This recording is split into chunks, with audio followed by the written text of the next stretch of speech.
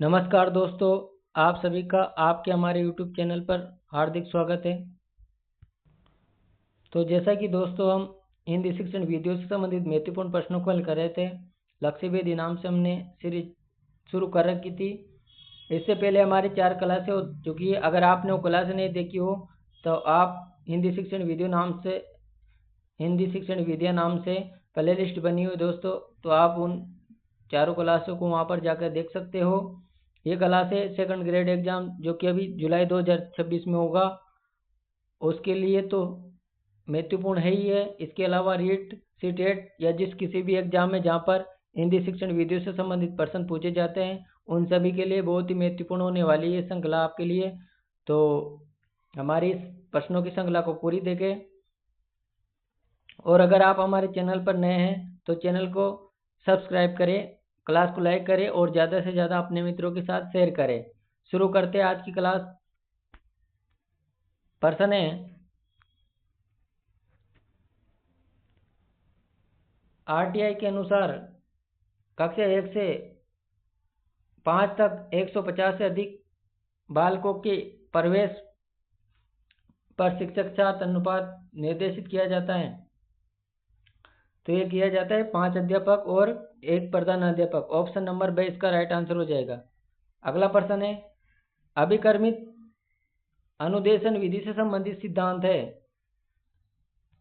अभिकर्मित अनुदेशन विधि से संबंधित सिद्धांत है तत्परता का सिद्धांत, लघु सोपानों का सिद्धांत, स्वगति का सिद्धांत या उपरोक्त सभी। तो अभिकर्मित अनुदेशन विधि से संबंधित ये सारे सिद्धांत हो जाएंगे। ऑप्शन नंबर डी इसका राइट आंसर हो जाएगा। अगला प्रश्न है, हमारी 40% विचारधारा दृश्यानुभूतियों पर, 25% विचारधाराएं श्रव्य अनुभूतियों पर तथा 17% विचारधारा स्पर्श अनुभूतियों पर आधारित है। ये कथन किसका है? तो ये कथन है जे वेबर का। ऑप्शन नंबर से इसका राइट आंसर हो जाएगा। अगला प्रश्न है, पाठ योजना के पंचपदीय प्रकार की पाठ योजना के मुख्य प्रस्तुतकर्ता थे। देखिए दोस्तों, जो पाठ योजना विचारधारा है इसको देने वाले थे जॉन डीवी। लेकिन जो पाठ योजना पंचपदीय पाठ योजना के प्रस्तुतकर्ता थे वो थे हर्बर्ट स्पेंसर। तो इस कारण इसका राइट आंसर हो जाएगा ऑप्शन नंबर बी। अगला प्रश्न है, स्थायी ज्ञान के लिए सर्वश्रेष्ठ विधि है पर्यटन विधि, प्रयोगशाला विधि, अवलोकन विधि या व्याख्या विधि। तो स्थायी ज्ञान के लिए सर्वश्रेष्ठ विधि मानी जाती है पर्यटन विधि। ऑप्शन नंबर बी इसका राइट आंसर हो जाएगा। अगला प्रश्न है, हिंदी भाषा का लेखन किया जाता है। तो हिंदी भाषा का लेखन किया जाता है देवनागरी लिपि में। ऑप्शन नंबर डी इसका राइट आंसर हो जाएगा। अगला प्रश्न है, छात्रवृत्तियों, पुरस्कारों आदि का विवरण किसके आधार पर होता है? उपलब्धि परीक्षण के आधार पर, निदानात्मक परीक्षण के आधार पर, उपचारात्मक शिक्षण के आधार पर या अधिक अंक प्राप्त करने वाले को। तो जो छात्रवृत्ति पुरस्कार आदि का विवरण होता है वो उपलब्धि परीक्षण के आधार पर होता है। अगला प्रश्न है, शिक्षण की विशेषताओं के संबंध में असत्य कथन है। शिक्षण एक मनोवैज्ञानिक प्रक्रिया है, शिक्षण एक औपचारिक व अनौपचारिक प्रक्रिया है, शिक्षण एक स्वउद्देश्यहीन प्रक्रिया है या शिक्षण एक कौशलपूर्ण प्रक्रिया है। तो शिक्षण मनोवैज्ञानिक प्रक्रिया है, शिक्षण एक औपचारिक व अनौपचारिक प्रक्रिया है, सही है। शिक्षण एक स्वउद्देश्यहीन प्रक्रिया है, गलत हो जाएगा। शिक्षण एक कौशलपूर्ण प्रक्रिया है। दोस्तों, जो शिक्षण है ये स्वउद्देश्य प्रक्रिया है, न कि स्वउद्देश्यहीन। तो इस कारण से ये कथन गलत हो जाएगा। अगला प्रश्न है, लेखन कौशल विकास हेतु प्रयास होने चाहिए। लेखनी पकड़ने एवं उचित आसन में बैठने का अभ्यास, वर्णों एवं शब्द लेखन का अभ्यास, वाक्य अनुच्छेद एवं श्रुत लेख का अभ्यास या उपयुक्त सभी। तो क्या होगा इसका आंसर? इसका आंसर हो जाएगा उपयुक्त सभी। अगला प्रश्न है, स्पष्टीकरण विधि के अंतर्गत कौन सी परिविधि शामिल नहीं है? व्युत्पत्ति द्वारा, वाक्य प्रयोग द्वारा, तुलना द्वारा या परिभाषा द्वारा। तो इसमें जो शामिल नहीं है वो परिभाषा विधि शामिल नहीं है, यानी परिभाषा द्वारा। अगला प्रश्न है, प्रयोग प्रणाली के सोपानों का उचित क्रम। तो प्रयोग प्रणाली के सोपानों का उचित क्रम होगा उदाहरण, तुलना, विश्लेषण, नियमीकरण, निष्कर्ष, प्रयोग और अभ्यास। ऑप्शन नंबर बे इसका राइट आंसर हो जाएगा। अगला प्रश्न है, निम्नलिखित में से रचना शिक्षण की विधि नहीं है, तो कौन सी विधि है जो रचना शिक्षण की नहीं है? तो उद्बोधन विधि रचना शिक्षण से संबंधित है ये विधि, प्रश्नोत्तर विधि भी है, और स्वाध्याय मंत्रणा विधि भी रचना शिक्षण से, समीक्षा विधि रचना शिक्षण से संबंधित नहीं है। तो इस कारण इसका राइट आंसर ऑप्शन नंबर दे हो जाएगा।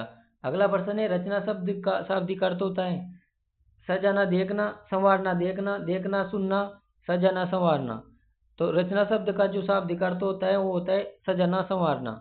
अगला प्रश्न है, शिक्षण का कौन सा सूत्र अमनोवैज्ञानिक दृष्टिकोण को दर्शाता है? पूर्ण से खंड की ओर, सरल से जटिल की ओर, संश्लेषण से विश्लेषण की ओर, अनिश्चित से निश्चित की ओर। तो अमनोवैज्ञानिक को दर्शाता है संश्लेषण से विश्लेषण की ओर। दोस्तों, संश्लेषण से विश्लेषण की ओर नहीं जाते हम जाते हैं विश्लेषण से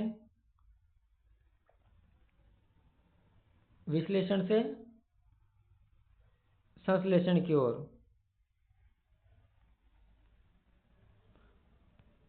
अगला प्रश्न है, प्लेटो का यह कथन कि बच्चा बड़ों के बीच एक विदेशी की तरह है किस भाषिक सच्चाई की ओर संकेत करता है? बच्चे की भाषा के प्रति बड़ों का दृष्टिकोण संकीर्णता से पूर्ण होता है, बच्चों की भाषा अपरिपक्व होती है, बच्चा बड़ों से उम्र में छोटा होने के कारण अजनबी बना रहता है, या बच्चे अपनी भाषा में बोलते हैं जिसे बड़े सही नहीं समझ पाते हैं। तो इसका राइट आंसर ऑप्शन दे हो जाएगा, बच्चे अपनी भाषा बोलते हैं जिसे बड़े सही नहीं समझ पाते हैं। भाषा की पाठ्यपुस्तक विधि है, क्या ये साध्य है? अभ्यास परक होनी चाहिए,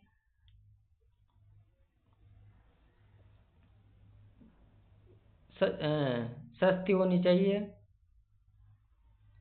या फिर साधन है? तो जो भाषा की पाठ्यपुस्तक विधि है ये एक साधन है। अगला प्रश्न है, शिक्षा में फ्रोबेल का महत्वपूर्ण योगदान था देश का विकास।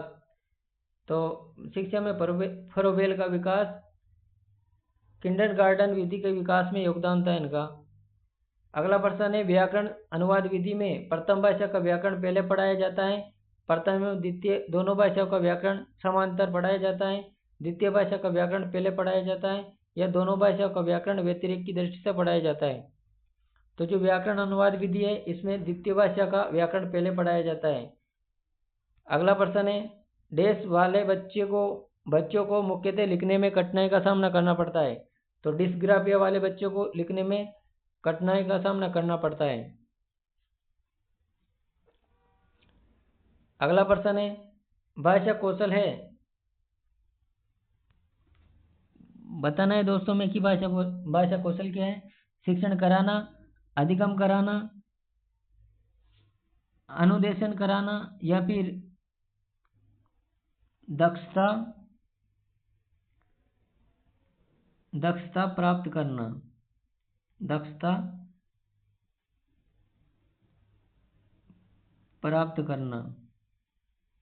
क्या होगा इसका राइट आंसर?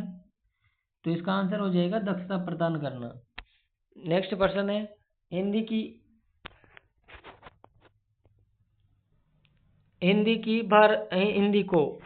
को भारत संघ की राजभाषा के रूप में कब स्वीकार किया गया? 14 जनवरी 1950, 26 जनवरी 1950, 15 अगस्त 1950, या 14 सितंबर 1950? तो हिंदी को भारत संघ की राजभाषा 14 सितंबर 1949 को स्वीकार किया गया। और राजभाषा का उल्लेख संविधान के अनुच्छेद 343 से लेकर और 351 तक है। संविधान के अनुच्छेद 343 के 1/ए में कहा गया है कि संघ की जो राजभाषा है वो हिंदी होगी, और इसकी जो लिपि है वो देवनागरी होगी। और अनुच्छेद 343/2 में कहा गया है कि जो अंकों का रूप होगा, प्रचलन में होगा अंकों का रूप, वो होगा अंतर्राष्ट्रीय रूप। अगला प्रश्न है, कक्षा 3 के विद्यार्थियों के लिए निम्नलिखित में से सबसे अच्छा तरीका कौन सा है? प्रयोगशाला विधि, समूह वार्तालाप, व्याख्यान विधि, या फिर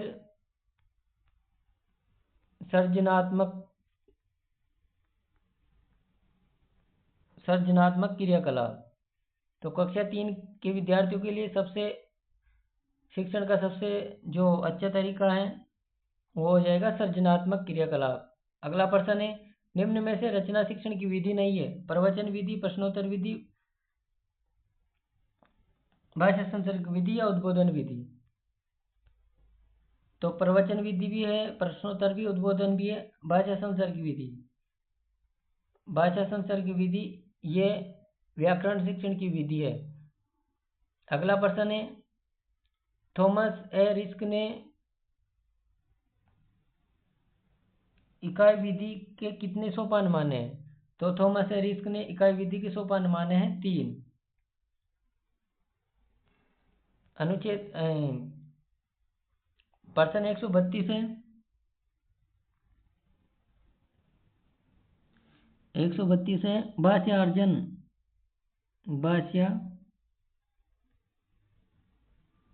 अर्जन क्षमता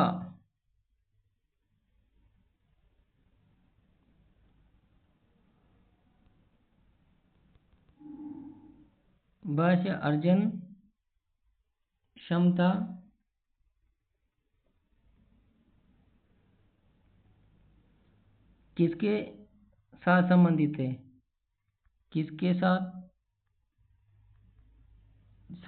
है? तो भाषा अर्जन किसके साथ संबंधित है? मैं ऑप्शन बोल रहा हूँ दोस्तों, पियाजे के साथ, चोम्स्की के साथ, स्किनर के साथ या बुर्नर के साथ। तो भाषा अर्जन क्षमता है, ये है नोम चोम्स्की से संबंधित है भाषा अर्जन। प्रश्न 133वां है, निम्न में से अध्यापन कौशल से संबंधित नहीं है? निम्न में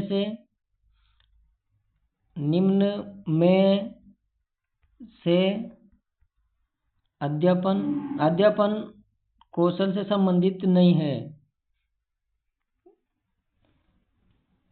मैं ऑप्शन बोल रहा हूँ, भाषण कौशल, श्यामपटल कौशल, लेखन कौशल, पाठो स्थापना कौशल। तो प्रश्न कौशल भी अध्यापन कौशल में सम्मिलित है, श्यामपट कौशल भी संबंधित है और पाठोस्थापना कौशल भी संबंधित है। जो अध्यापन कौशल से संबंधित नहीं है वो है लेखन कौशल।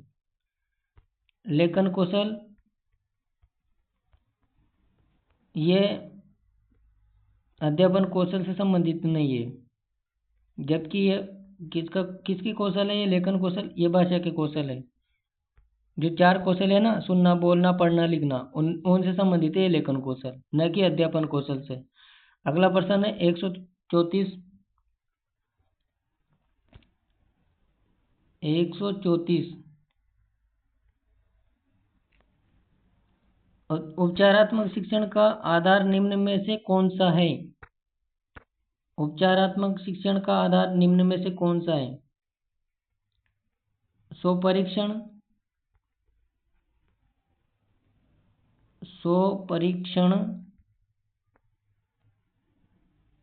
पाठ्यपुस्तक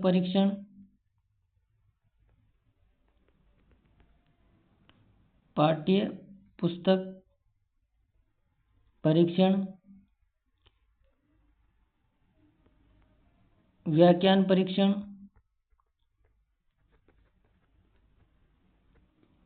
या फिर निदानात्मक परीक्षण।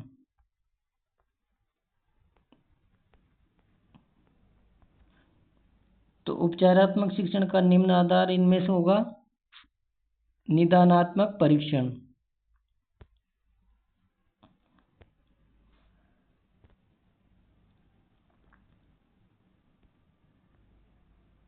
प्रश्न संख्या 135 है।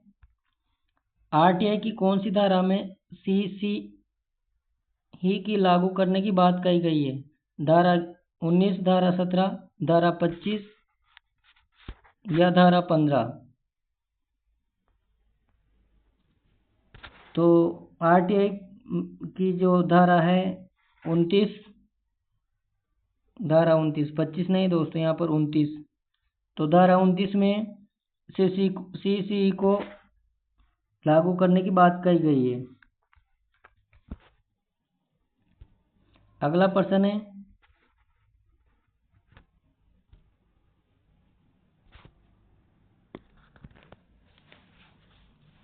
सुनना, सुनना, सुनकर अर्थ ग्रहण करना, लिखना, लिखकर अर्थ ग्रहण करना, और से वाला है पढ़ना, पढ़ना, इसका अर्थ हो जाएगा पढ़कर अर्थ ग्रहण करना। तो इसका राइट आंसर होगा 1 का 4, 2 का 3, 3 का 2,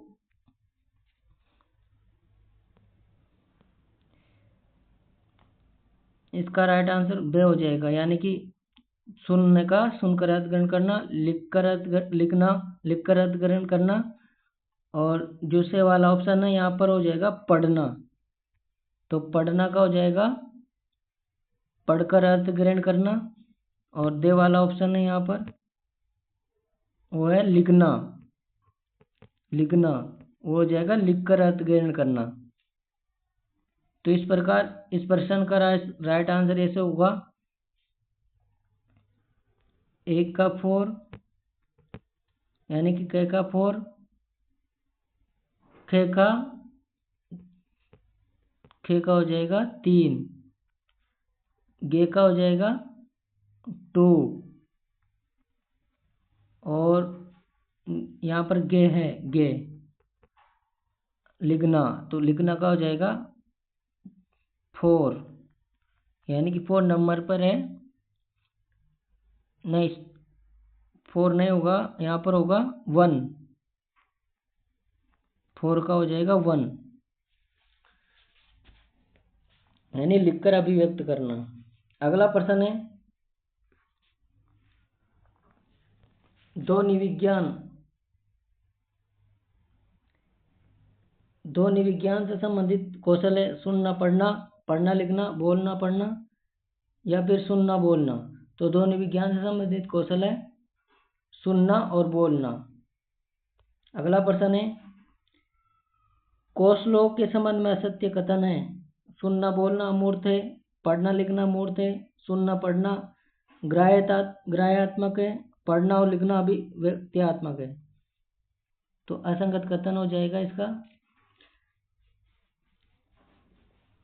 असंगत होगा पढ़ना और लिखना अभिव्यक्त्यात्मक। अगला प्रश्न है, संभाषण कौशल की विशेषता नहीं है। स्वभाषित स्पष्टता, स्वाभाविकता, स्पष्टता, शुद्धता, मधुरता, अप्रासंगिकता, अवसर प्रतिकूलता, गतिशीलता या क्रमबद्धता। तो संभाषण कौशल की स्वाभाविकता, स्पष्टता, ये भी विशेषता है। शुद्धता, स्पष्ट, मधुरता, ये भी विशेषता इसकी हो जाएगी। गतिशीलता और क्रमबद्धता।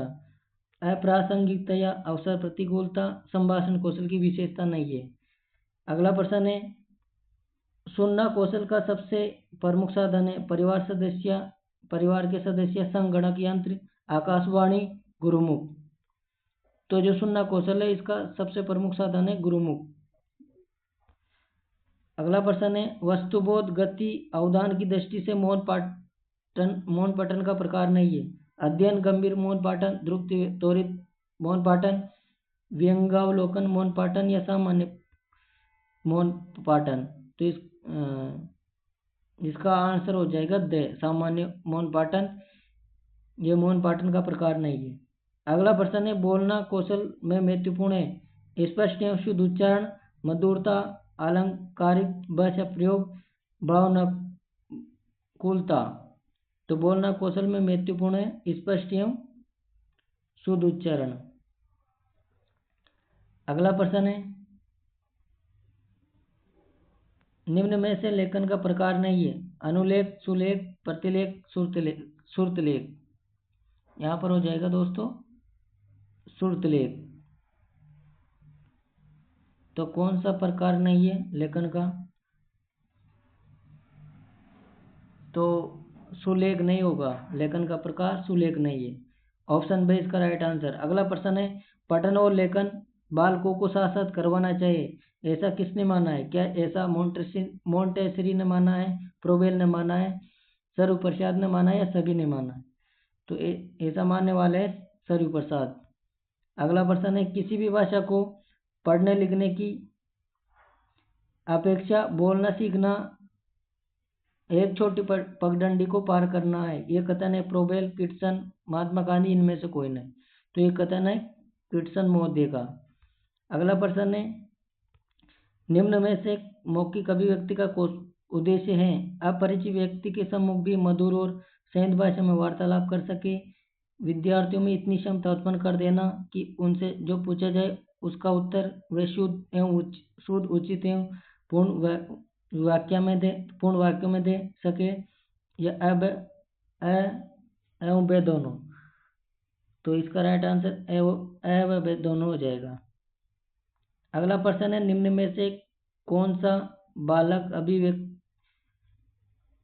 अभिव्यक्तात्मक कौशल व्यक्त करने की क्रिया कर रही है?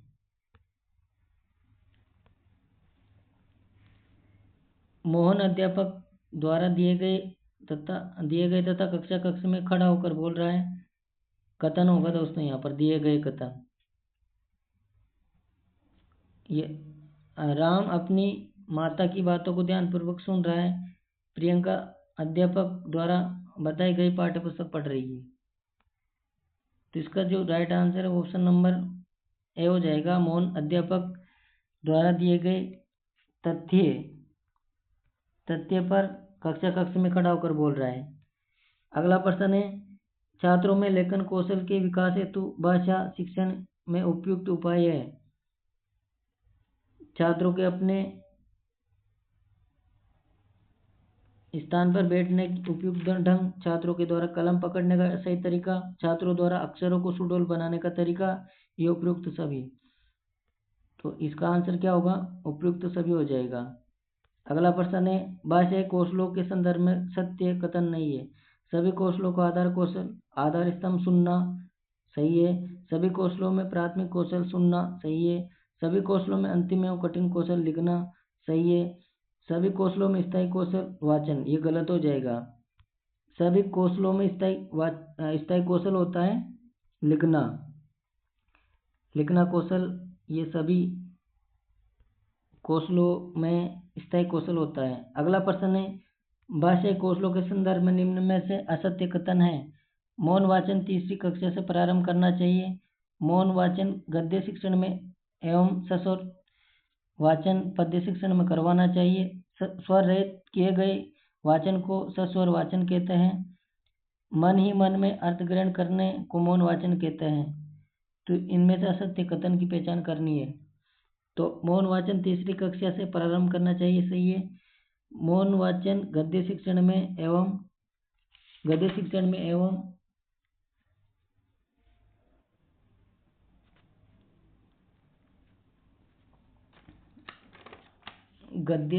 में एवं सस्वर पद्य शिक्षण में करवाना चाहिए।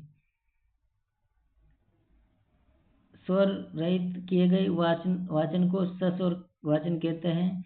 मन ही मन में अर्थ ग्रहण करने को मौन वाचन कहते हैं। तो इनमें से हमें गलत कथन की पहचान करनी है।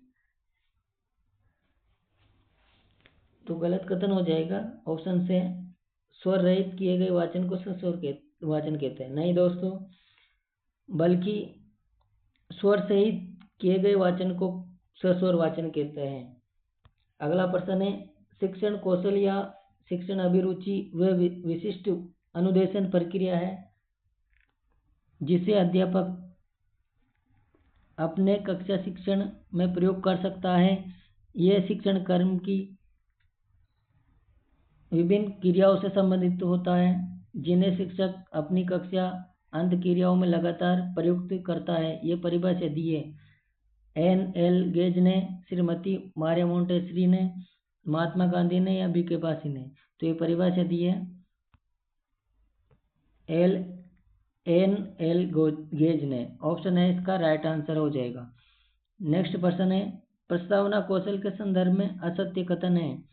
प्रस्तावना प्रश्नों में क्रमबद्धता, तारतम्यता होनी चाहिए। प्रस्तावना में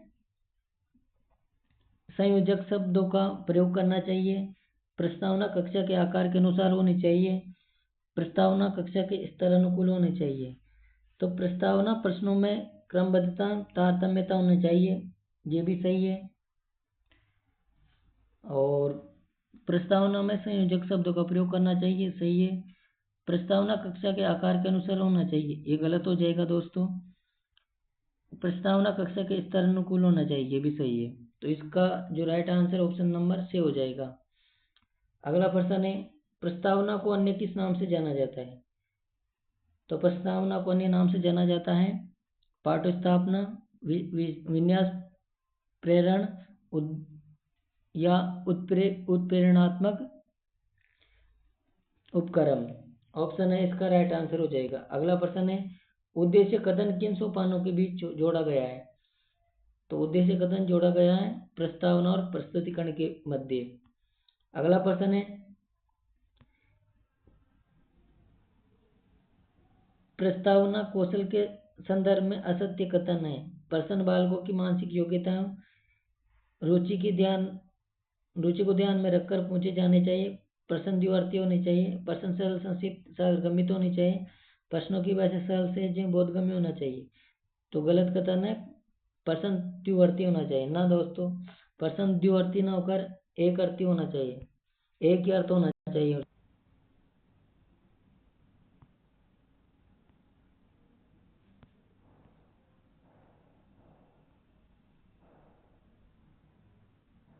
तो दोस्तों ये थी आज की हमारी क्लास। मिलते हैं अगली क्लास में, तब तक के लिए धन्यवाद।